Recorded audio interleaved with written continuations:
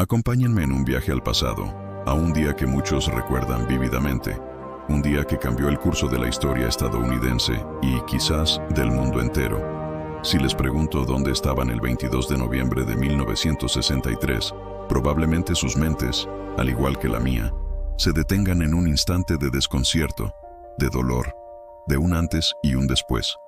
Pero, ¿y si les digo que lo que nos contaron, lo que creímos durante décadas, es solo la punta del iceberg? ¿Y si les cuento que la historia oficial esconde un laberinto de secretos, de mentiras y de conspiraciones que aún hoy, 60 años después, siguen sin resolverse? La verdad, a veces, es más extraña y aterradora que la ficción. Hoy vamos a adentrarnos en ese laberinto.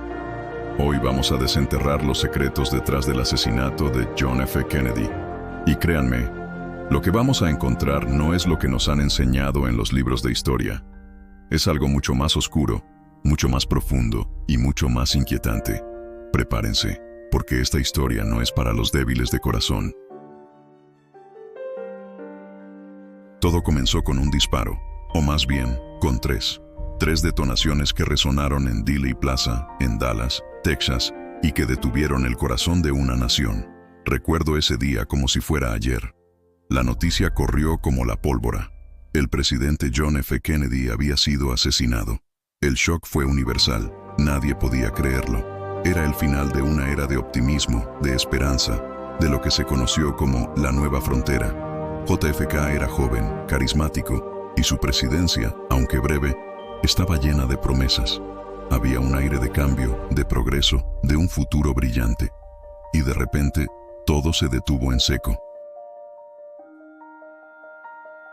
La historia oficial, la que nos vendió el gobierno y que la Comisión Warren consolidó en un informe de 888 páginas, es la siguiente.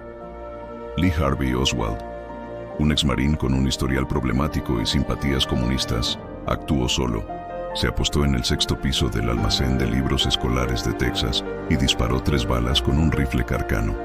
Una falló, la segunda impactó a Kennedy y al gobernador John Connally, y la tercera fue la fatal, la que le dio en la cabeza. Oswald fue arrestado esa misma tarde en un cine, tras matar a un policía de Dallas, Ray T. Tippit, y 2 días después, antes de que pudiera decir una palabra, fue asesinado a sangre fría por Jack Ruby, un mafioso de poca monta que supuestamente lo hizo para vengar al presidente. Fin de la historia. Oswald, el tirador solitario. Caso cerrado. ¿O no? Pero, ¿se lo creen? Yo no. Y mucha gente tampoco. Desde el primer momento, las piezas no encajaban. Eran como un rompecabezas al que le faltaban piezas cruciales. O peor aún, al que le habían puesto piezas de otro rompecabezas. Y la primera pieza que no encajaba era el rifle Carcano, un arma conocida por su imprecisión. ¿Cómo pudo Oswald, que no era un tirador de élite, acertar en un blanco en movimiento desde una distancia considerable, en tan poco tiempo? La Comisión Warren dijo que lo hizo en 5.6 segundos. Un experto en balística diría que es prácticamente imposible. Y luego está la famosa bala mágica. La teoría de la bala mágica, propuesta por el asistente del Consejo de la Comisión Warren, Arlen Specter, sostenía que una sola bala, la CE-399, impactó a Kennedy en la espalda, salió por su garganta y luego entró en el cuerpo del gobernador Connally, atravesando su pecho, muñeca y muslo. Una trayectoria que desafía las leyes de la física y la lógica. No se trata solo de la bala y el rifle, se trata de todo el contexto. La velocidad de los disparos. La Comisión Warren dijo que fueron 3 disparos en 5.6 segundos. Sin embargo, los testimonios de las personas en Dealey Plaza y las grabaciones de la policía de Dallas sugieren que el tiempo entre el primer y el tercer disparo fue mucho más largo, alrededor de 8.3 segundos. Esto abre la posibilidad de que no solo hubo un tirador, sino 2 o incluso 3. Y luego está la autopsia. La autopsia de JFK es un tema espinoso y lleno de contradicciones. Los médicos de Dallas que intentaron salvarle la vida describieron una herida de entrada en la parte frontal de su cabeza, sugiriendo un disparo desde el frente, desde la famosa loma de hierba, Grassy Knoll.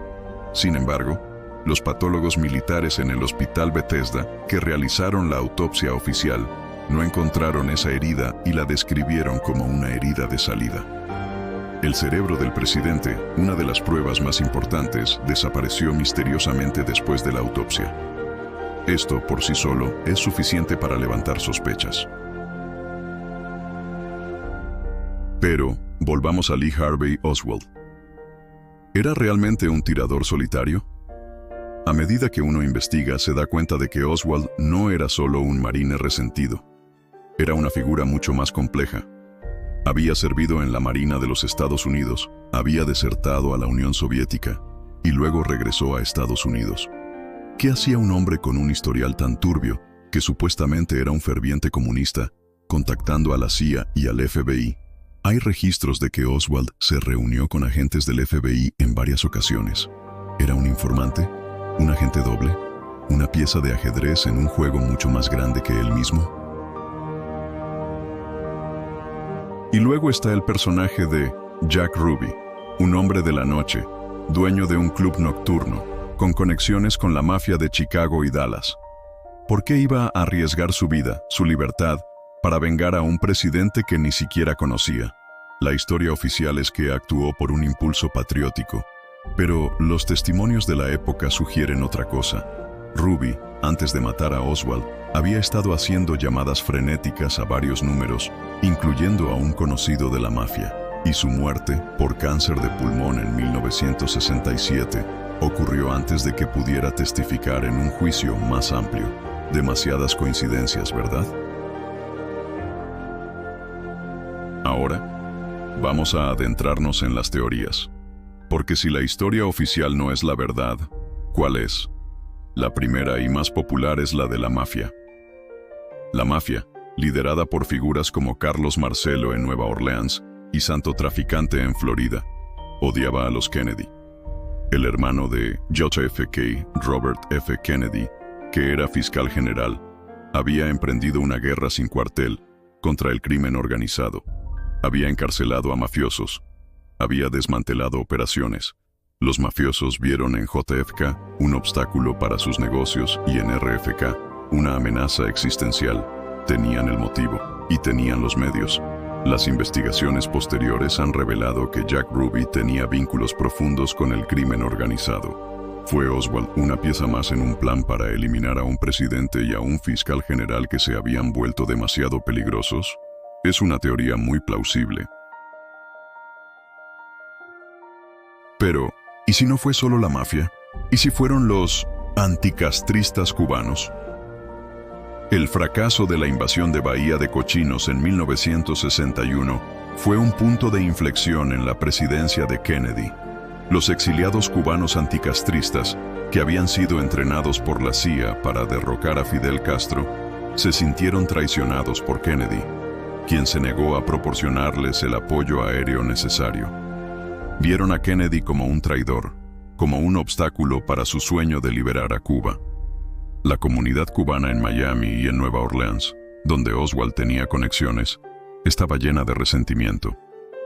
¿Pudo una facción radical de estos exiliados, posiblemente con el apoyo de elementos de la CIA, haber orquestado el asesinato de JFK? Y eso nos lleva a la tercera gran teoría, la de la CIA. La Agencia Central de Inteligencia y John F. Kennedy tenían una relación tensa desde el principio. Kennedy despidió al director de la CIA, Allen Dulles, tras el fiasco de la Bahía de Cochinos. Había un profundo resentimiento en la agencia hacia el presidente. Además, Kennedy estaba explorando la posibilidad de desmantelar la CIA y distribuir sus funciones a otras agencias. Esto, para muchos en la CIA, era una declaración de guerra. Hay un punto clave que a menudo se olvida. JFK quería reducir la participación estadounidense en Vietnam. Esto iba en contra de los intereses de muchos en la comunidad de inteligencia y en el complejo militar industrial, que veían en Vietnam una oportunidad para expandir su poder e influencia. ¿Y qué pasa si todas estas teorías están interconectadas? ¿Y si no fue una sola conspiración, sino una conspiración cruzada? Una alianza informal de individuos y grupos con intereses comunes. La mafia, los anticastristas cubanos, elementos de la CIA y quizás incluso del FBI. Todos ellos veían a JFK como una amenaza a su poder y a sus intereses. El asesinato de Kennedy, en este escenario, no sería el resultado de una sola mente maestra, sino de un acuerdo tácito para eliminar a un enemigo común. Y Lee Harvey Oswald, el supuesto tirador solitario, sería el chivo expiatorio perfecto, un hombre sin conexiones aparentes, fácil de culpar y convenientemente asesinado antes de que pudiera hablar. El enigma de JFK se extiende más allá de su muerte, lo que le sucedió a su hermano, Robert F. Kennedy, en 1968, es otro capítulo inquietante. RFK, que se había convertido en un candidato presidencial muy popular y que había prometido investigar la muerte de su hermano, fue asesinado en Los Ángeles. Al igual que JFK, su muerte fue atribuida a un tirador solitario, Sirhan Sirhan. Pero las pruebas, de nuevo, son inconsistentes. Se encontraron heridas de bala en la parte posterior de la cabeza de RFK, lo que sugiere un disparo desde atrás, mientras que Sirhan le disparó de frente. ¿Coincidencia? Lo dudo. Y luego está la investigación. La Comisión Warren. Es uno de los mayores fracasos de la historia de la justicia estadounidense. Su conclusión de que Oswald actuó solo ha sido cuestionada por investigadores, historiadores y la gran mayoría del pueblo estadounidense. La comisión ignoró testimonios, ocultó pruebas y llegó a una conclusión que ya había sido predeterminada. El presidente de la comisión Warren, el juez Earl Warren, dijo más tarde que si la comisión hubiera sabido lo que se supo después, habrían llegado a una conclusión diferente. Y en 1979, el Comité Selecto de la Cámara sobre Asesinatos concluyó que Kennedy fue, probablemente, asesinado como resultado de una conspiración, aunque no pudo identificar a los conspiradores.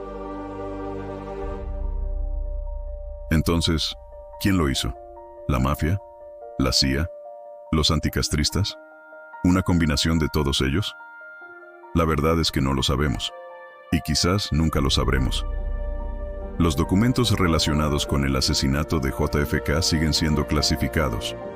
A pesar de la Ley de Colección de Registros del Asesinato de JFK de 1992, que obligaba a la desclasificación de todos los documentos, miles de ellos, especialmente los relacionados con la CIA y el FBI, siguen siendo secretos. ¿Por qué? ¿Qué tienen de especial? ¿Qué información contienen que es tan sensible que no puede ser revelada, incluso 60 años después? Cuando miro hacia atrás, no puedo evitar sentir un profundo escalofrío. El asesinato de JFK no fue solo la muerte de un presidente. Fue el asesinato de la inocencia de Estados Unidos. Nos hizo darnos cuenta de que no estábamos a salvo, de que los poderes en las sombras podían actuar con impunidad, y de que la verdad, a menudo, es una mercancía de la que se puede prescindir. Nos dejó con la sensación de que, al final, hay fuerzas más poderosas que la democracia y que controlan el destino de las naciones.